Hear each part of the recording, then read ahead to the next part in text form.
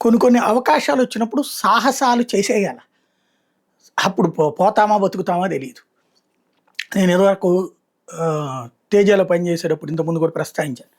ఏదైతే flight first time ఎక్కినప్పుడే NCC training flight, అట్లాగే గ్లైడర్ ఎక్కాను. గ్లైడర్‌ని ఆ రోజున ఈ ఇట్లా ఎక్కడానికి అవకాశం కల్పించిన మిగతా మిత్రులు వద్దన్నారు. ఎందుకంటే అది ఎందుకు లేనిపోని రిస్కు అన్నటువంటి. గ్లైడర్‌కి అసలు ఇంజిన్ ఉండదు. ఒక తాడు కట్టేసేసి కుక్కెంతో స్పీడ్‌గా జీబుకి కట్టేసేసి ఫుల్ స్పీడ్‌గా తీసుకెళ్తారు. ఒక్కసారిగా బాగా స్పీడ్ 150, 200 స్పీడ్‌లోకి వెళ్ళాక ఒక్కసారి ఇది వదిలేస్తారు. వదలగానే ఇది అట్లా పైకి లేచుద్ది. లేచాక గాలిని బ్యాలెన్స్ చేసుకుంటూ దిగాలి అంతే.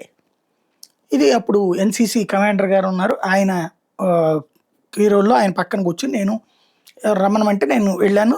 విజువల్ చేసాం. అది బాగుంది. నాకు అట్లా సంతోషం అనిపించింది అది.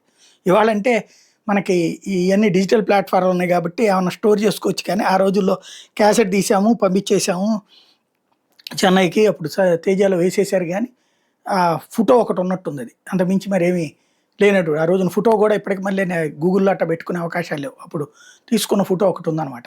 గ్లైడర్ అనేది అప్పుడు అంటే అది ఓ రకంగా తెగించి ఎక్కడం అనమాట. ఏమంత ప్రాణం నాకేమనిపించలేదు. ఎక్కేసాను అయిపోయింది. ఇది ఎందుకు చెప్తున్నా అంటే ఇప్పుడు మనకి సాధారణంగా పెద్దవాళ్ళు రిస్క్ చేస్తారంటే వాళ్ళు సెక్యూరిటీ రిస్క్ చేయనీయదు. ప్రధానమంత్రి రిస్క్ చేయనిస్తుందా? చేయనీయదు. కానీ ఈయన చేసేస్తుంటారు. ఇప్పుడు ఆయన విమానం దిగేది ఎక్కడ దిగాల? ఎయిర్‌పోర్ట్‌లో దిగాల. రన్‌వే మీద దిగాలి. అన్ని జాగ్రత్తలు తీసుకుంటారు. కాకుండా నడి రోడ్డు మీద దిగితే ప్రాణాంతకం. తెగించు. ఎప్పుడు ఏ టెన్షన్‌లో దిగారంటే అర్థం ఉంది. కానీ ఇప్పుడు మనకి హైవేస్‌లో కొన్ని ప్రదేశాల్లో కావాలని యుద్ధ విమానాలు దిగడానికి అనుగుణంగా ల్యాండింగ్ ఉంది కదా! నిన్న అక్కడ ల్యాండ్ అయ్యారు. ఆయనతో పాటుగా మన యుద్ధ విమానాలు కూడా అట్లాగే దిగినాయి. వాటితో పాటు దిగడం. అంటే అటు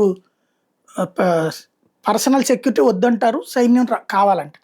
సైన్యం మాటలు విన్నారు. సైన్యం కోరిక తీర్చారు. That is Modi.